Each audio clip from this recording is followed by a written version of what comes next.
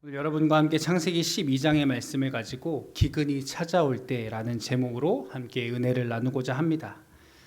우리가 잘 아는 바와 같이 아브라함은 하나님의 부르심을 따라서 그의 고향 친척 아버지의 집을 떠났습니다. 그에게 익숙했던 그 모든 것을 떠나서 하나님께서 말씀하시는 대로 갈 바를 알지 못했지만 그 말씀을 따라 그는 떠나갔습니다. 그의 삶은 그때부터 하나님과 함께 걸어가는 여정이 시작된 것입니다. 하나님과 동행하며 그 부르심을 따라가는 그의 믿음의 삶을 보고 믿지 않은 사람들이 보았을 때 그가 갈 바를 알지 못하고 나아가는 그의 삶이 방황하는 것처럼 보였을지도 모릅니다. 또 그의 고향 사람들이나 하란에서 아브라함을 만났던 사람들은 아브라함이 참 대책 없는 사람이고 세상 물정 모르는 사람이라고 말했을지도 모릅니다. 아니, 이 좋은 땅을 냅두고 어딘지도 알지도 못하는 데를 간다고 하니 아마 더 심하게는 그가 미쳤다고 생각하는 사람들도 있었을 것입니다. 그런데 여러분, 아브라함의 인생은 방황이 아니었습니다. 목적지가 어딘지 모른다고 하면 방황이 될 것입니다. 그러나 목적지를 분명히 안다면 그 길은 여정이 되는 것입니다. 또 목적지를 안다고 해도 인도자가 없다면 방황할 수 있습니다. 그러나 인도자가 분명히 계시다면 그것은 즐거운 여행이 되는 것입니다. 우리의 인생은 가짜 집을 떠나서 진짜 집을 향해 가는 하나님의 인도하심을 받는 순례길이고 믿음의 여정인 줄 믿습니다. 그런데 우리가 이 믿음의 길, 순례의 여정을 걸어가는 동안 여러 가지 영향을 받으며 살아가고 흔들리며 위태롭게 살아갈 때도 있다라고 하는 것입니다. 그런데 많은 사람들이 가장 많은 영향을 받는 것 중 하나는 바로 생계의 문제가 아닐까 싶습니다. 흔히 말하는 이 먹고 사는 문제 말이죠. 하나님을 믿는 사람이건 믿지 않는 사람이건 상관없이 이 생계의 문제에 자유로운 사람은 없습니다. 물론 1% 안 되는 사람들, 먹고 사는 것을 전혀 신경 쓰지 않아도 되는 사람들도 있을 것입니다. 하지만 아이러니하게도 돈이 많은 부자들도 먹고 사는 것, 또 더 많은 것을 얻기 위해 고민하고 근심하더라고 하는 것입니다. 그래서 이 먹고 사는 것, 생계의 문제는 우리에게 너무나 중요한 문제입니다. 오늘 본문의 말씀에도 보면 아브라함에게 이 경제적인 어려움, 생계의 문제를 주는, 영향을 주는 일이 생겨났다라고 이야기합니다. 우리 본문 10절 말씀 한 번만 다시 같이 읽어보도록 하겠습니다. 시작. 그 땅에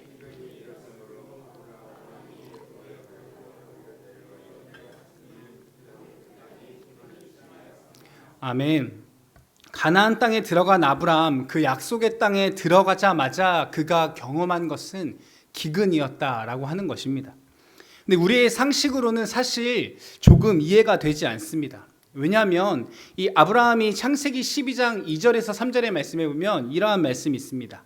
내가 너로 큰 민족을 이루고 내게 복을 주어 내 이름이 창대하게 하리니 너는 복이 될지라. 너를 축복하는 자에게 내가 복을 내리고 너를 저주하는 자에게 내가 저주하리니 땅의 모든 족속이 너로 말미암아 복을 얻을 것이라 하신지라. 하나님께서 아브라함을 찾아오셔서 이처럼 놀라운 축복을 해주십니다. 내가 너를 지켜줄 것이고 너가 복의 근원이 될 것이고 너를 축복하는 사람을 내가 축복하고 너를 저주하는 사람을 내가 저주해 줄 거다. 걱정하지 말아라. 하나님의 말씀을 따라와라 라고 하나님께서 말씀하셨다라고 하는 것이죠. 그 말씀을 따라갔다라고 성경이 이야기합니다. 이처럼 엄청난 축복을 붙잡고 그가 그의 고향 친척 아버지의 집인 갈대아 우르를 떠나서 물론 하란에서 조금 머뭇머뭇하였지만 다시 한번 부르시는 하나님의 말씀에 순종해서 그가 가나안에 도착했습니다. 그렇다면 이 가나안에 도착한 아브라함의 삶의 그 다음 페이지는 이러한 기록들이 있어야 할 것입니다. 그가 축복을 얻었더라. 그것이 그가 형통하게 되었더라. 그에게 좋은 일이 일어났더라. 그런데 그런 말씀이 아니라 기근이나 가뭄이 일어나더라고 하는 것입니다. 그의 삶에 기근이 찾아옵니다. 이것이 우리의 상식으로는 이해되지 않는 일이라고 하는 것입니다. 오히려 반대로 그 땅에 기근이 있었는데 아브라함이 가나안 땅에 도착하니까 기근이 그쳤더라. 맨날 며칠 동안 비가 한 방울 안 내렸었는데 축복의 근원이 되는 아브라함이 도착하니까 비가 내리기 시작했더라. 풍년이 일어났더라라는 말씀이 있어야 하는 것 아니겠습니까? 그런데 너무나 아이러니하게 우리의 기대와는 다르게 그곳에 기근이 찾아왔다라고 하는 것입니다. 여러분, 우리에게도 이러한 삶의 문제가 찾아옵니다. 하나님의 부르심을 따라 살아가고 믿음을 붙잡고 살아가며 하나님의 약속을 따라간다라고 나는 노력하는데, 그럼에도 불구하고 기근과 고난과 환난과 가뭄이 우리에게 찾아오더라고 하는 것입니다. 하지만 여러분, 그때 하나님께서 우리를 배신하고 우리를 외면하시는 것이 아니라 하나님께서 이 시간을 통해서, 그 기근의 시간들을 통해서 우리의 믿음을 성장시키시기 원하고, 기근 속에서도 하나님의 우리를 여전히 인도하고 계심을 우리는 믿어야 하는 줄 믿습니다. 기근의 때에 하나님께서 특별히 우리에게 예비하신 은혜가 있는 줄 믿습니다. 하지만 여러분, 주변에 돌아보면 믿음의 사람에게 기근이 찾아옵니다. 건강하게 살다가 질병에 걸리기도 하고, 사업이 잘 되다가 망하기도 하고, 멀쩡히 다니던 직장을 잃어버리기도 하고, 또 청년들은 오랫동안 공부하고 취업을 준비하지만 그 취업이 생각만큼 쉽지만은 않습니다. 전쟁이 일어나기도 하고, 가정과 관계의 위기가 찾아오기도 합니다. 때로는 자녀들이 방황합니다. 또 내가 원치 않았던 경제적 위기도 찾아옵니다. 수많은 고통과 어려움이 찾아옵니다. 뿐만 아니라 우리의 신앙에도 위기가 옵니다. 교회를 향해서, 믿음의 지체들을 향해서, 공동체를 향해서 실망하기도 하고 섭섭한 마음이 들기도 합니다. 믿음의 사람들에게 이처럼 기근과 같은 상황을 우리는 끊임없이 마주하며 살아간다라고 하는 것입니다. 여러분, 기근이 찾아올 때 우리는 기억해야 하는 것이 있습니다. 그것은 기근 속에서만 만날 수 있는 하나님의 은혜가 있다라고 하는 것입니다. 여러분, 믿으십니까? 네, 아멘하기 참 쉽지 않은 말씀인 줄 압니다. 하지만 여러분, 분명히 기억하십시오. 그 기근의 때에도 여전히 우리를 향하여서 일하시고 신실하게 역사하시는 그 하나님의 은혜에, 나를 위해 그 기근 속에, 그 기근 뒤에 숨겨둔 하나님의 놀라운 은혜와 축복이 분명히 있는 줄 믿습니다. 그것을 발견하게 되므로 우리의 믿음을 성장시키시기 원하는 그 하나님의 은혜, 우리가 발견하게 되어지기를 예수님의 이름으로 축복합니다. 그렇다면 우리가 하나님의 인도하심 속에서 기근을 만났다면 우리는 어떻게 해야 할까요? 우리는 이미 정답을 잘 알고 있습니다. 기근이 찾아오면 더 기도하고, 더 찬양하고, 더 예배하며 더 하나님께 나아가야 합니다. 그런데 여러분, 오늘 말씀에 보면 아브라함의 모습은 어떻습니까? 10절 말씀에 보면 아브라함이 그 땅에 기근이 심하여 애굽으로 내려갔다라고 이야기합니다. 여러분, 상식적으로 생각해 보면 이 아브라함의 선택이 너무나 잘한 선택으로 보입니다. 너무나 당연한 선택으로 보입니다.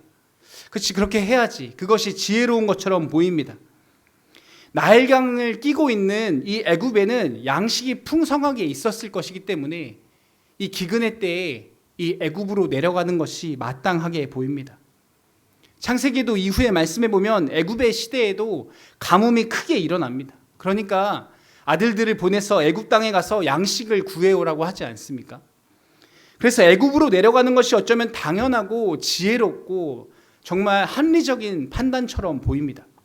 그런데 성경은 분명하게 그가 애굽에 내려간 이유를 기록하고 있다라고 하는 것입니다. 제가 잘 안 보이실까 봐 노란색으로 밑줄 쳐놨는데요. 그 땅에 기근이 들었으므로 라고 하는 이유를 분명하게 설명합니다. 그렇죠. 기근이 들었으니까 애굽으로 갔겠지라고 지나칠 수도 있지만 기근이 들었기 때문에 가고 있다라고 하는 것입니다. 애굽에 가다 보니까 기근이 든 것이 아니라 기근이 들었어. 그래서 내가 결정하고 판단한 것은 애굽이라고 하는 것입니다. 하지만 이전에 아브라함의 모습을 보면 창세기 12장 4절 말씀에 그가 이에 아브라함이 여호와의 말씀을 따라, 그가 갈 바를 알지 못했지만, 그가 두려웠지만 그가 하나님의 말씀을 따라갔다라고 성경은 분명히 기록합니다. 그런데 지금은 그가 기근이 들었으므로 애굽으로 내려가고 있다라고 하는 것입니다. 그가 하나님의 인도하심을 쫓아 하나님의 말씀을 따라 하나님의 약속의 땅 가나안 땅까지 올 수 있었던 것입니다. 뿐만 아니라 가나안 땅에 들어가는 과정뿐만 아니라 그 걸어오는 여정뿐만 아니라 도착해서도 7절 말씀에 보면 여호와께서 아브라함에게 나타나 이르시되 내가 이 땅을 내 자손에게 주리라 하신지라 자기에게 나타나신 여호와께 그가 그곳에서 제단을 쌓고, 여러분 아브라함은 가나안 땅에 들어가서도 여전히 하나님의 말씀을 쫓아 살아갑니다. 하나님께 예배하며 하나님과 교제하며 하나님의 약속의 말씀을 붙잡고 그 말씀을 따라 살아가려고 날마다 애쓰고 있습니다. 가는 곳마다 제단을 쌓습니다. 가는 곳마다 여호와의 이름을 부릅니다. 그런데 여러분, 삶에 어려움이 찾아오고 기근이 심하게 찾아왔을 때 그는 약속의 땅을 포기하고 애굽으로 내려가고 있다라고 하는 것입니다. 여러분, 애굽으로 내려가는 것 잘못한 것입니다. 하지만 보다 정확하게 말하자면 하나님의 인도하심 없이, 하나님의 말씀 없이, 하나님의 뜻과는 상관없이 지금 아브라함이 애굽으로 내려가고 있다라고 하는 것입니다. 애굽 자체가 잘못된 것이 아니라 그가 살아남기 위해, 생존하기 위해 애쓰고 노력하는 것 자체가 무조건 잘못된 것이 아니라 그가 하나님께 기도하지도 여호와께 부르짖지도 하나님의 말씀을 따라 살아가지도 않고 내 판단으로, 내 지혜로 기근이 들었으므로 애굽으로 향하여 가고 있다라고 하는 것입니다. 사랑하는 성도 여러분, 믿음의 사람들이 할 수 있는 최악의 선택은 하나님 외에 다른 것을 신뢰하는 것입니다. 하나님 외에 다른 곳에서 도움을 구하는 것입니다. 하나님 외에 다른 것을 의지하고 하나님 외에 다른 곳에 소망을 두는 것입니다. 여러분, 우리가 그렇게 하고 있지 않습니까? 다른 것을 신뢰하며 다른 것을 의지하며 다른 곳에서 도움을 구하고 다른 곳에 소망을 두고 있지 않습니까? 하나님보다 다른 것을 더 신뢰하며 내 주변의 사람들을 더 신뢰하고 내 통장에 있는 잔고를 더 의지하고 있지는 않습니까? 사랑하는 성도 여러분, 창세기의 말씀을 통해서 하나님께서는 오늘 우리에게 여호와의 말씀을 따라가라고 말씀하십니다. 기근이 찾아올 때에도 여전히 여호와의 말씀을 따라 신뢰하며 믿음의 길을 걷기를 우리에게 주님은 기대하시는 것입니다. 믿음의 길을 걷다 기근을 만날지라도, 고난이 찾아올지라도 주님의 말씀이 없으면 머물러 서고 또 주님께서 말씀하시면 따라 나아가는 그러한 삶을 주님은 우리에게 기대하고 계신 것입니다.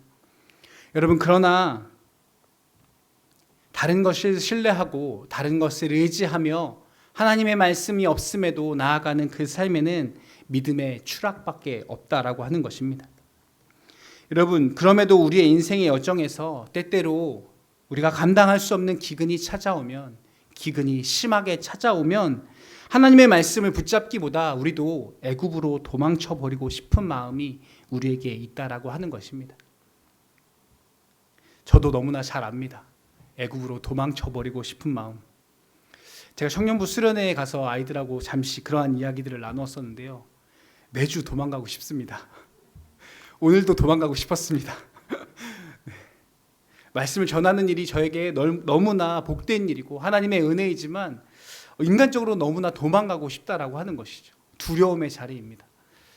요즘 청년들이 좋아하는 그 MBTI라고 이야기하는 것, 저는 굉장히 내향적인 사람이거든요. 이제는 좀 그래도 익숙해져서 괜찮은 척 이 자리에 서 있지만 다리가 덜덜 떨립니다. 네. 보통의 다른 분들과 다르게 저는 굉장히 큰 글씨로 설교문을 적어뒀습니다. 제 시력이 굉장히 좋습니다. 많이 안 좋아져서 1.5, 1.5임에도 불구하고 근데 막 떨림으로 잘 보이지 않기 때문에 큰 글씨를 사용합니다. 도망쳐버리고 싶은 때가 우리에게 있다라고 하는 것이죠. 너무나 평온하고 믿음의 길을 잘 걸어갑니다. 하지만 정말 때로는 우리가 감당할 수 없는 기근이 우리에게 찾아온다라고 하는 것입니다. 외면하고 도망쳐버리고 싶은 그러한 기근의 때, 근데 여러분, 우리가 기억해야 하는 것은 그 기근의 그때의 그 이면에 하나님이 나를 축복하신다면, 하나님께서 나와 약속하신 것이라면, 하나님께서 나를 여전히 붙잡고 계신다면, 내 인생의 길에 기근과 가뭄이 있을지라도 우리가 주의 말씀을 신뢰하며 걸어가야 한다라고 하는 것입니다. 우리가 오해하는 것 중 한 가지는 이러한 것입니다. 우리가 주님의 길을 따라가고 주님의 약속이 우리의 삶에 있다면, 내가 예수님을 믿고 신뢰한다면 우리의 삶에 기근이 없어야 한다라고 하는 생각입니다. 내가 예수님 믿으면 만사 형통해야 하는 것 아닌가라는 잘못된 믿음이 우리에게 있다라고 하는 것입니다. 하지만 여러분, 그것은 결코 성경적인 생각이 아닙니다. 성경은 결코 우리에게 그렇게 말씀하고 있지 않습니다. 오히려 예수님께서는 그리스도인들이 세상에서 환난을 당할 것이라고 말씀하십니다.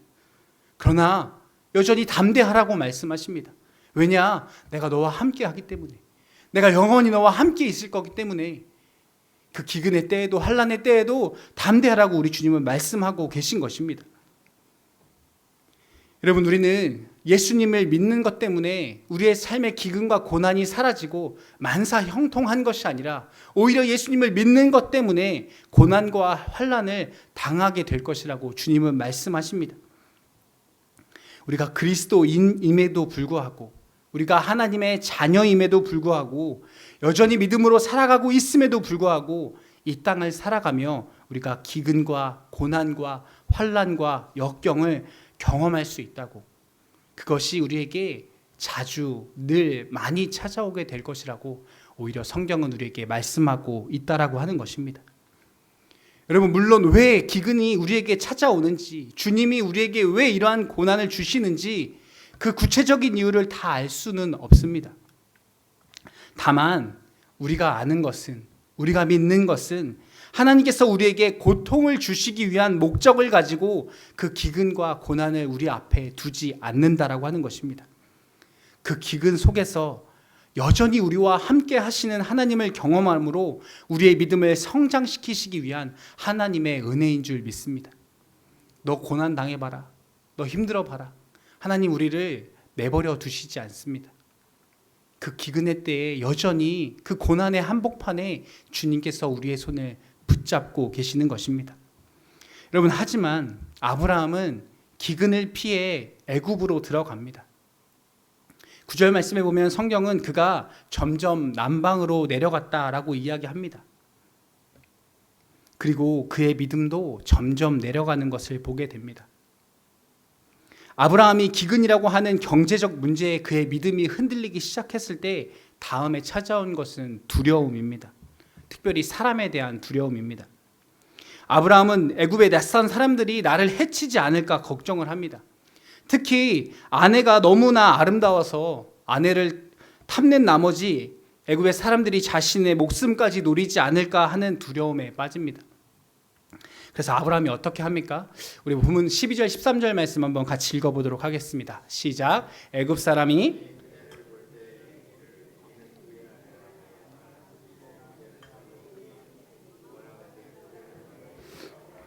그러면 내가 그대로 말미암아 안전하고 내 목숨이 그대로 말미암아 보존되리라 하리라. 아멘. 요즘 말로 동안이었나 봐요. 살해의 나이가 그때 꽤 됐을 텐데, 적어도 60이 넘었을 텐데 굉장한 동안이었나 봅니다. 아내의 미모 때문에 자신의 목숨을 걱정해야 할 정도였을 겁니다, 아마. 네. 믿음이 없어서가 아니라 정말 그랬으리라 믿습니다. 그런데 아브라함이 자신의 목숨을 부지하기 위해서 아내에게 여보라고 부르지 말고 오빠라고 불러라고 하고 있는 것이죠. 여러분, 이것이 얼마나 치졸하고 옹졸한 모습입니까?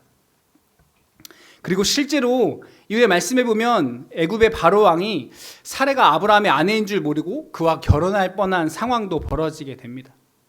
다른 이들이 자신을 해칠 것을 두려운 나머지 아내마저 외면하고 팔아버리는 아브라함의 부끄러운 모습이 성경에 드러나고 있는 것입니다. 그런데 여러분, 우리는 이러한 생각을 해보아야 합니다. 아브라함이 두려움에 사로잡혀 있을 때에 그가 이러한 행동들을 하게 됩니다. 부끄럽고 수치스러운 일을 행합니다. 그런데 여러분, 나는 아브라함과 같은 실수를 하지 않을 것이라고 누가 장담할 수 있습니까? 너무나 안타깝게도 두려움에 사로잡힌 그는 믿음이 마비되기 시작한 것입니다. 그런데 돌이켜보면, 이 말씀을 돌이켜 생각해보면 아브라함이 이러한 두려움을 처음 경험하는 것도 아닙니다. 한 번도 가지 않은 길, 갈 바를 알지 못하고 그가 고향 친척 아버지의 집을 떠나서 그가 말씀을 따라오지 않았습니까? 가나안 땅까지 800km도 넘는 그 험난한 광야길을 지나올 때 그가 어떻게 두려움을 날마다 극복할 수 있었을까요? 그 정답은 한 가지였을 것입니다. 하나님의 약속을 붙잡았기 때문에, 여호와의 이름을 불렀기 때문에, 그가 간절히 기도했기 때문에.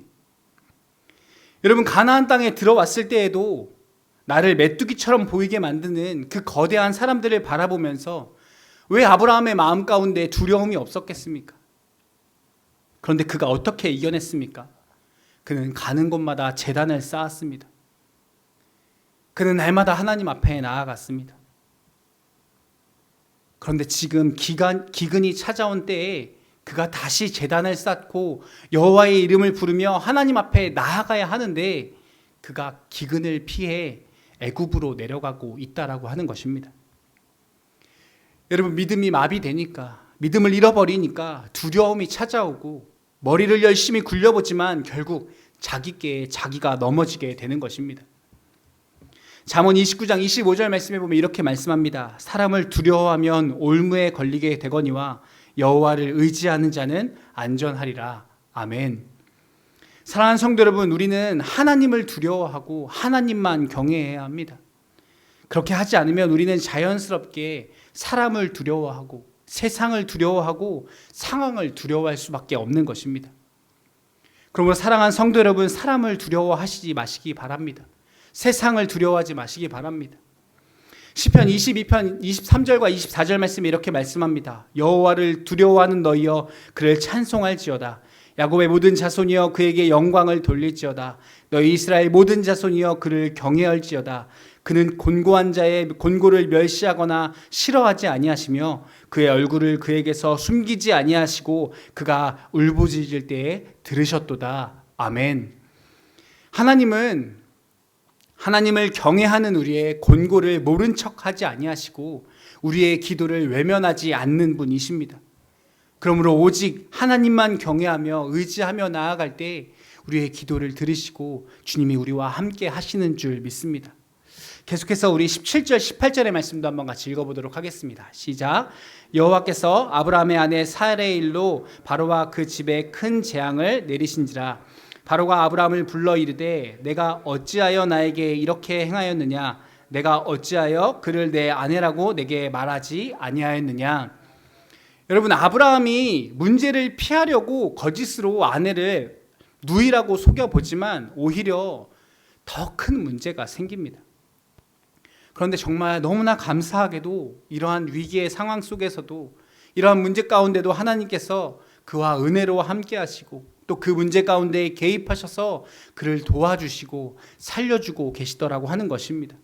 여러분, 성경에 보면 애굽에 재앙이 임했다라고 말합니다. 물론 어떤 재앙인지 알 수 없지만 적어도 바로가 뭔가 문제가 잘못됐구나, 뭔가 상황이 틀어졌구나라고 인식할 정도의 큰 재앙이 그곳에 임했던 것 같습니다. 그러자 바로가 아브라함을 불러서 이렇게 말합니다. 아니, 왜 누이라고 속이냐고, 왜 아내를 누이라고 속여서 이러한 사단을 만드느냐, 그리고 내가 내게 준 거 안 돌려줘도 되니까 얼른 빨리 가지고 다 나가라고 하고 있는 것이죠. 여러분, 이 말씀을 보면서 어떤 사람들은 하나님의 축복이라고 이야기합니다. 아브라함이 많은 것을 얻게 되었으니 하나님의 은혜라고 이야기합니다. 근데 여러분, 저는 절대 이것이 축복이 아니라고 생각합니다.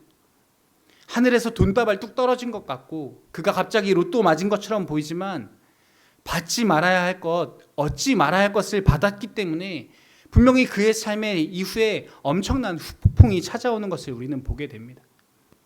창세기 16장 1절 말씀에 보면 이런 말씀이 있습니다.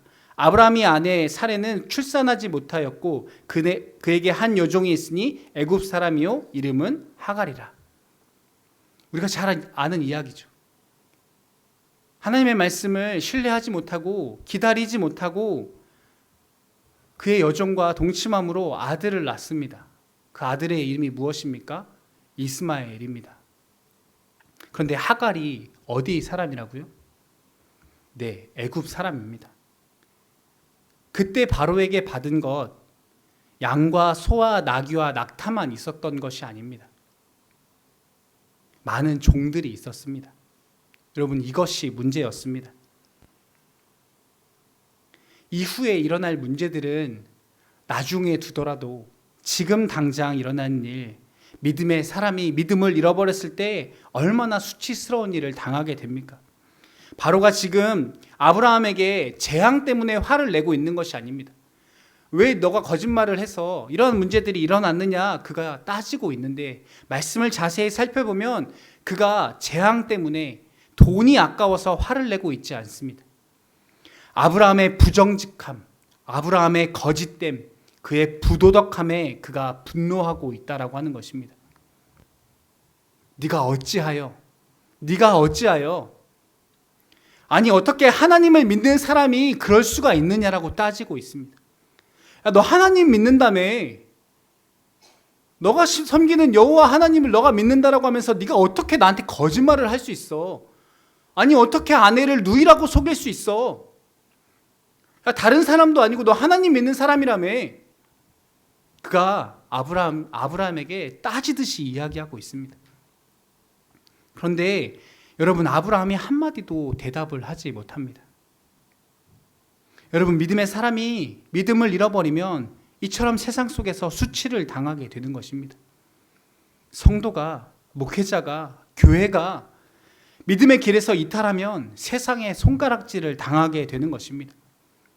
여러분, 너무나 슬픈 것이 이것이 우리 시대의 모습, 우리 한국교회의 모습이지 않습니까? 여러분, 아브라함이 그 수치를 당하고 애굽을 떠나옵니다. 부끄러운 재물을 가지고 다시 돌아갑니다. 여러분, 저는 이 애굽을 떠나오는 그 행렬의 모습을 한번 생각해 봅니다. 한번 상상해 보았습니다. 재산이 많아졌습니다. 많은 가축들이 있습니다. 그런데 그 행렬에 기쁨이 없습니다. 아내를 누이라고 속였다가 죽을 뻔한 그 사건, 아브라함도 사레도 그 수많은 종들도 아무도 한마디 하지 않습니다. 그들은 조용히 그렇게 다시 가나안 땅으로 돌아옵니다. 여러분, 어떻게 이것이 축복일 수 있습니까? 많은 재물을 얻었다고 여러분 이것이 무조건 축복일 수 있겠습니까? 여러분, 아브라함의 이야기가 오늘 이 말씀에서 끝났다면 너무나 절망스럽고 고통스러울 것입니다. 그러나 너무나 감사하고 하나님의 은혜인 것은 아브라함의 이야기가 여기서 끝나지 않는다라고 하는 것입니다. 우리 창세기 13장 1절에서 4절까지 말씀 한번 같이 읽어보도록 하겠습니다. 시작. 아브라함이 애굽에서 그의 아내와 모든 소유와 롯과 함께 네겝으로 올라가니 아브라함에게 가축과 은과 금이 풍부하였더라. 그가 네겝에서부터 길을 떠나 베델에 이르며 베델과 아이 사이 곧 전에 장막을 쳤던 곳에 이르니 그가 처음으로 제단을 쌓은 곳이라. 그가 거기서 여호와의 이름을 불렀더라. 아멘. 여러분, 그가 길을 떠나 베델, 하나님의 집이라고 하는 곳, 그가 다시 믿음의 자리로 돌아옵니다. 그리고 그곳에서 다시 여호와의 이름을 부르며 그가 기도합니다. 다시 믿음의 자리에서 회개함으로 주님께 나아갑니다. 다시 약속의 땅, 그 하나님의 땅에 돌아와서 그가 드렸던 예배의 자리에 서서 그가 만났던 하나님을 다시 기억하며 하나님의 은혜를 붙들고 있다라고 하는 것입니다. 그런데 여러분, 이것은 단순히 아브라함의 노력만으로 되는 것은 아닙니다. 단순히 사람의 의지만으로는 절대 불가능한 것입니다. 여러분, 이것은 하나님의 은혜입니다. 추락하고 믿음을 잃어버렸던 인생이 다시 회개할 수 있는 것은 하나님의 은혜라고 하는 것입니다. 여러분, 요한계시록에 보면 에베소 교회를 향하여서 주님께서 이렇게 말씀하십니다. 그러나 너를 책망할 것이 있나니 너의 처음 사랑을 버렸느니라. 그러므로 어디서 떨어졌는지 생각하고 회개하여 처음 행위를 가지라. 만일 그리하지 아니하고 회개하지 아니하면 내가 내게 가서 내 촛대를 그 자리에서 옮기리라. 아멘. 여러분, 처음 사랑 어디서 놓쳤는지 생각하고 회개해서 그 사랑을 회복하라, 회개하라. 그것이 하나님의 은혜이고 은혜의 도전인 것입니다. 오늘 우리에게도 주님께서 도전하십니다. 첫 사랑을 회복하라고, 다시 너의 그 은혜의 자리로 돌아오라고 주님께서 우리에게 명령하고 계신 것입니다. 기근 때문에 믿음을 버리고 이집트 땅에 들어가서 그 수치와 고난을 당하고 그렇게 그 부끄러움을 당하고 나서, 여러분, 아브라함이 그래 주님께 돌아가야지 이렇게 쉽게 생각할 수 없었을 것입니다.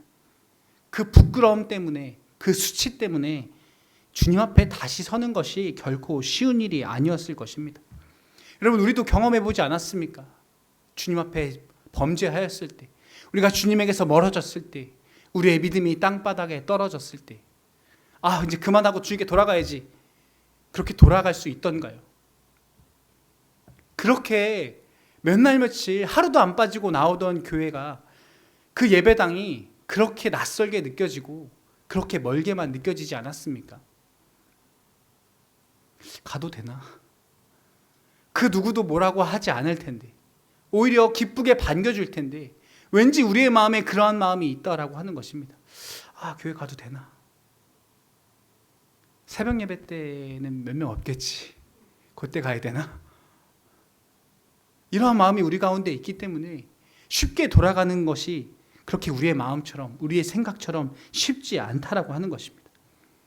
여러분, 다시 서는 것이, 다시 주님께 돌아가는 것이, 다시 회개하는 것이 주님의 은혜이고 주님이 우리에게 원하시는 믿음이라고 하는 것입니다. 여러분, 주님 앞에 다시 서는 것이 하나님의 은혜인 줄 믿습니다. 여러분, 하지만 만약 아브라함이 기근이 찾아왔을 때 애굽으로 내려가지 않고 기도했었더라면, 그가 기근 때문에 애굽을 찾아가지 않고 기근이 찾아왔을 때 주님께 나아갔다면, 하나님을 붙들었다면, 그가 주의 인도하심을 구하고 주의 응답하심을 구했더라면 이 부끄러움과 이 창피를 당하지도 않을 수 있었을 것입니다.